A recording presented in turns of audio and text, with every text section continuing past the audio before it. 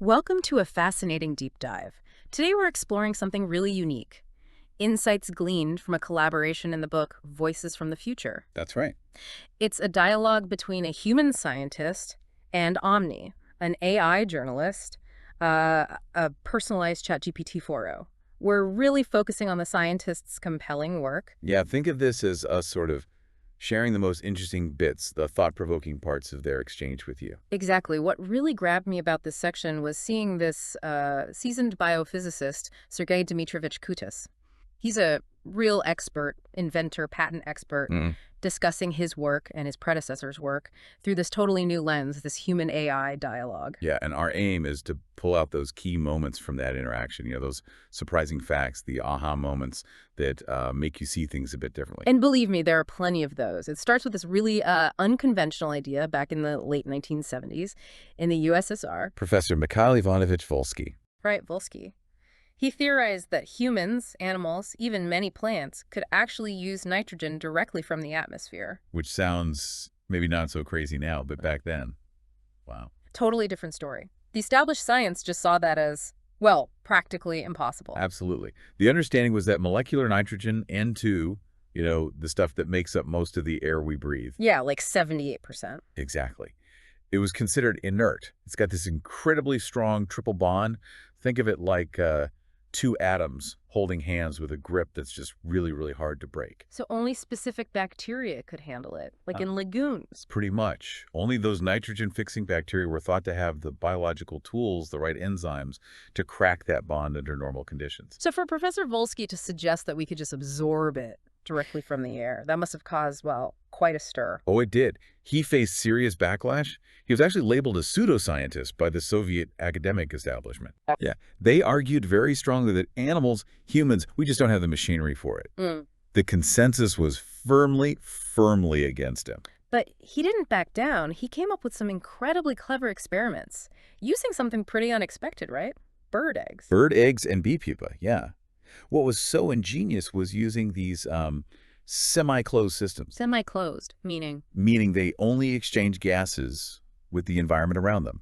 Nothing solid or liquid goes in or out after the start. Okay, I get it. So his thinking was, if these things develop and their total nitrogen content goes up, where could that extra nitrogen possibly come from? Only one place, the air. Exactly, the atmosphere, which, as you said, is mostly nitrogen. So it became a case of measuring very carefully. You measure the nitrogen in the unincubated egg, then measure it again in the chick or the bee once it's fully developed. Precisely. And the results.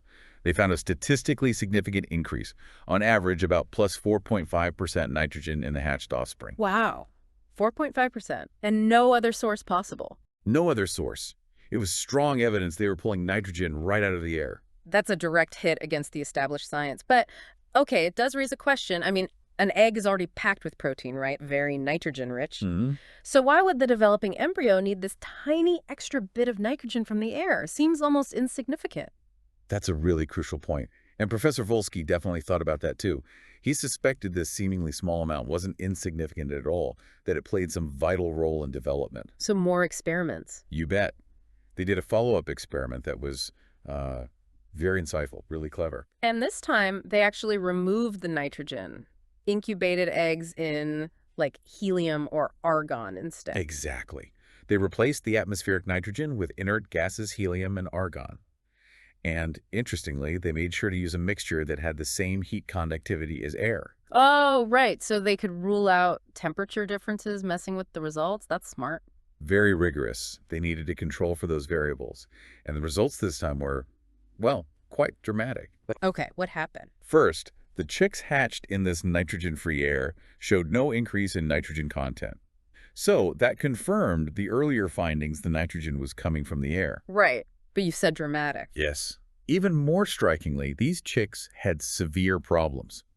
A high number suffered from deformities, mostly crooked legs. Oh, no. And sadly, a large percentage of them didn't survive long after hatching. So that little bit of atmospheric nitrogen wasn't just a curiosity, it was essential. Absolutely essential.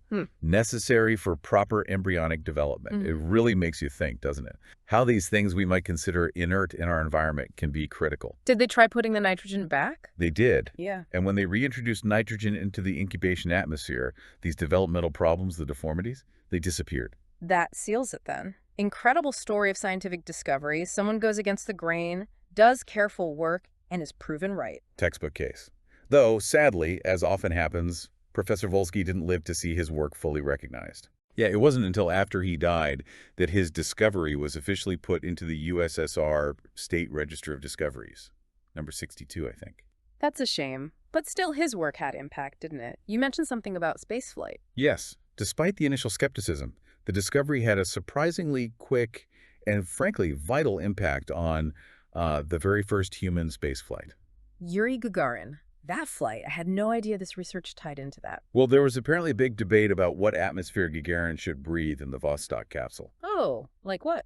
Helium-oxygen versus the standard nitrogen-oxygen mix we breathe here on Earth. Why helium-oxygen? Wait. Helium is much lighter than nitrogen, so using a helium-oxygen mix could save valuable kilograms on the rocket. A big deal back then. Makes sense, but... But, as the dialogue in Voices from the Future brings out, Professor Volsky tells this story. Sergey Korolev, the chief designer, the big boss of the Soviet space program. The legendary Korolev, yeah. He apparently directly asked his academic consultants, is a helium-oxygen atmosphere definitely safe for a human? And they were silent.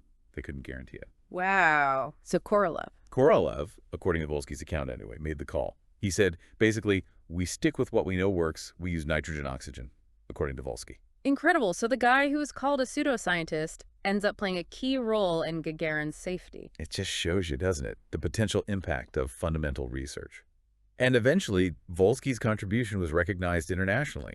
Even NASA uses nitrogen-oxygen now. So following this, Volsky must have gotten more support, resources to dig deeper. He did. That led to setting up the Special Scientific Research Laboratory for the assimilation of atmospheric nitrogen by living organisms. Quite a mouthful, SNILUA for short. SNIOA. In Gorky, right. Sounds like a major step up. It was. It signaled a real shift from doubting him to actively backing the research. SNIUA had state-of-the-art equipment for the time. And this is where Sergey Kutis, the scientist we're focusing on from the book. Right, the one talking to the AI, Omni.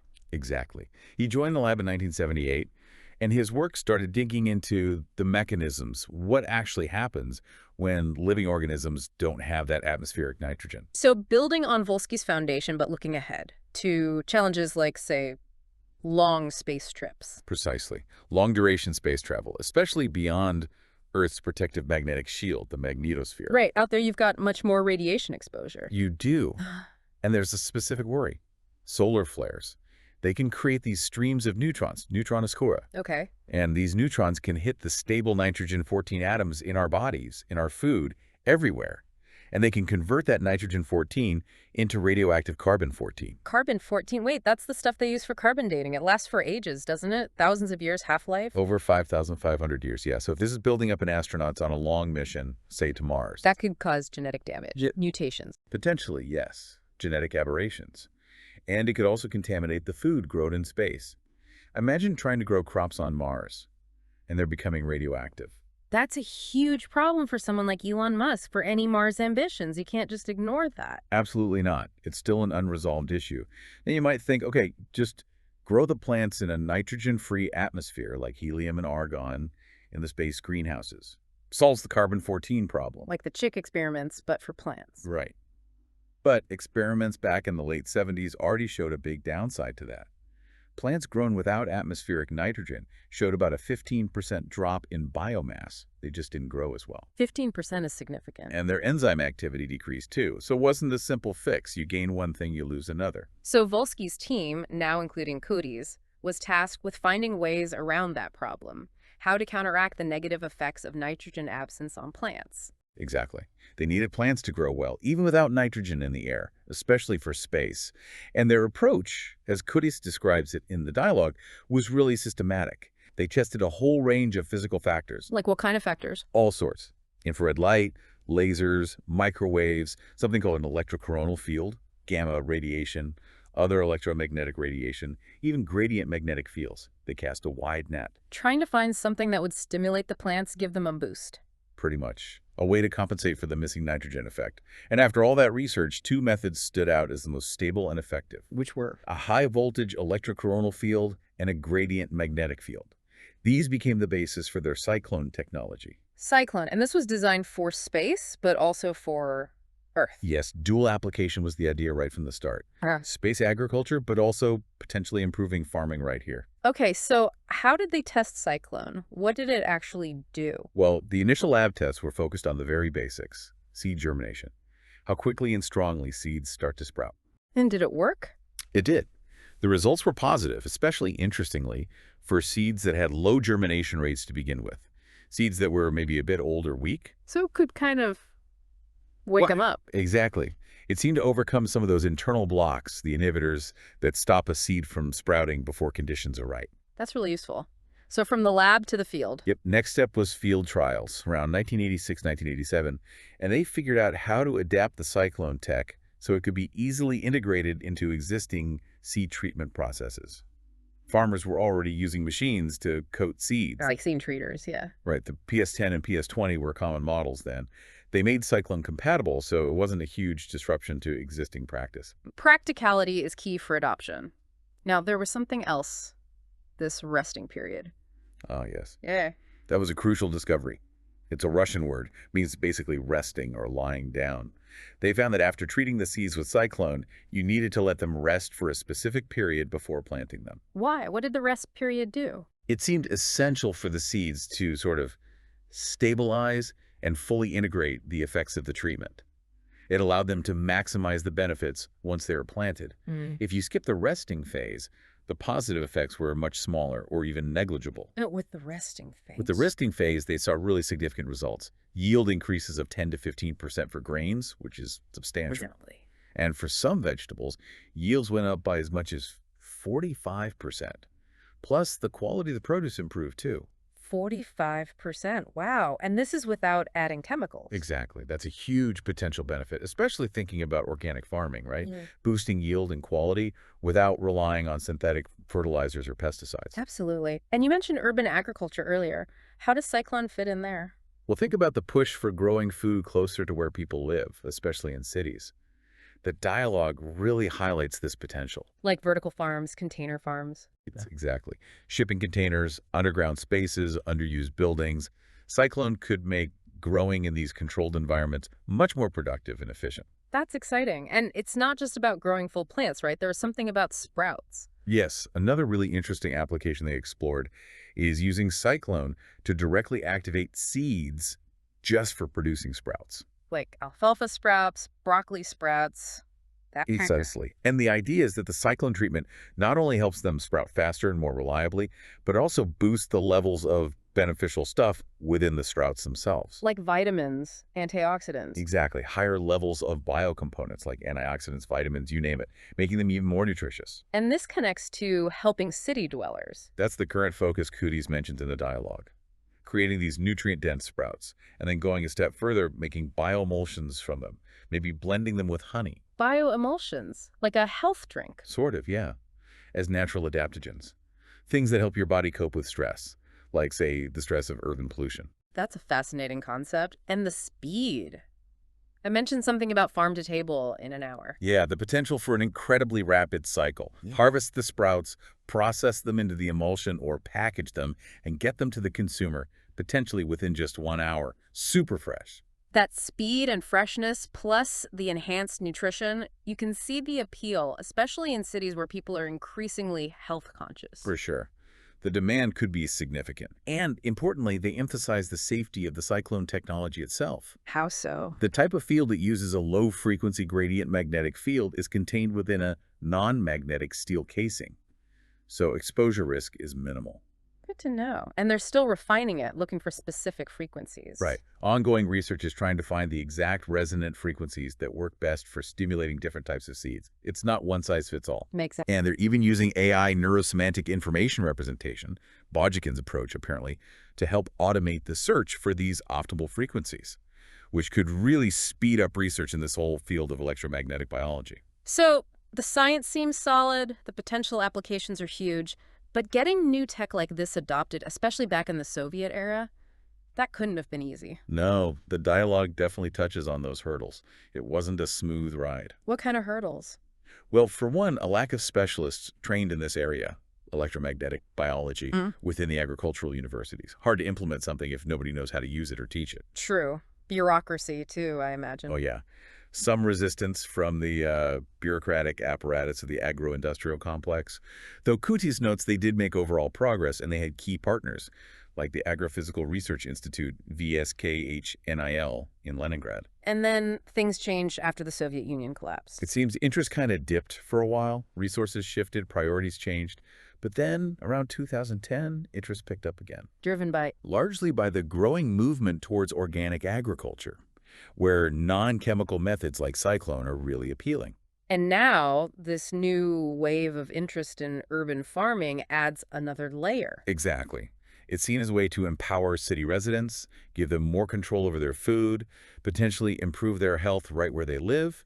It's a positive signal. So if you want to get this out there, particularly to city folks, how do you communicate it effectively? It's complex science, deep down. Yeah, you can't just throw the research papers at people. The suggestion in the book is to focus on the core benefits, things people can easily grasp. Like better health. Exactly. Keep it simple, maybe show potential statistics, reduce illness rates, suggesting improved immunity, that kind of thing, and use visuals, short, engaging videos, maybe even AI-generated ones, just 3 to 4 minutes long. Makes sense. Show, don't just tell. What about that reality show idea? I thought that was quite clever. Setting up focus groups, maybe call them marathons or reality shows, where people actually use the cyclone-treated seeds. Growing the sprouts, making the bioemulsions with honey. Right. And documenting their experiences, showing the benefits in a real urban context. It makes it relatable, tangible. And transparent, too. They mentioned showing the whole process. Yeah, this idea of a behind-the-glass video feed. You see everything, from the elite seeds going in, to the processing, to the final fresh product being ready for delivery, maybe even with an online timer showing it happens within that hour. Builds trust. That transparency is smart. And they suggested a specific way to organize it, a consumer society model. Yeah, as a potentially efficient way to manage both the production side and the consumption side within a community, keeps things local and connected. It paints a picture of a very different kind of urban food system. So what are the immediate next steps mentioned? Really digging into the data, analyzing the health results from those focus groups, probably using AI tools to spot patterns. Okay. And also developing a clearer model for how that consumer society interacts with the production process. How does it all fit together practically? Refining the system. It's been a really, really eye-opening journey through this research, especially seeing it framed through that human-AI dialogue in Voices from the Future. It really has. The scope is just amazing, isn't it? From questioning fundamental biology about nitrogen. Right, something seemingly so basic. All the way to potential tech for space travel and solving food challenges in our cities. It's remarkable. What stands out is how that seemingly mad idea about nitrogen wasn't mad at all. No. And how rigorous science proved it right, leading to all these unexpected innovations like cyclone. It's a great reminder, that breakthroughs can come from challenging assumptions. And it definitely leaves you thinking about the future, doesn't it? How we'll feed ourselves, stay healthy, especially in cities. Maybe some answers lie in these kinds of technologies that seem a bit out there right now. Which brings us to a final thought, perhaps. Just consider the power bringing different fields together: biology, physics, engineering. And now adding AI into the mix, like with Omni and Kutis. What other possibilities might open up when we combine human ingenuity with artificial intelligence in new ways? Yeah, what problems could we solve? It encourages you to keep exploring, keep thinking about how technology can help meet really fundamental human needs. A lot to chew on.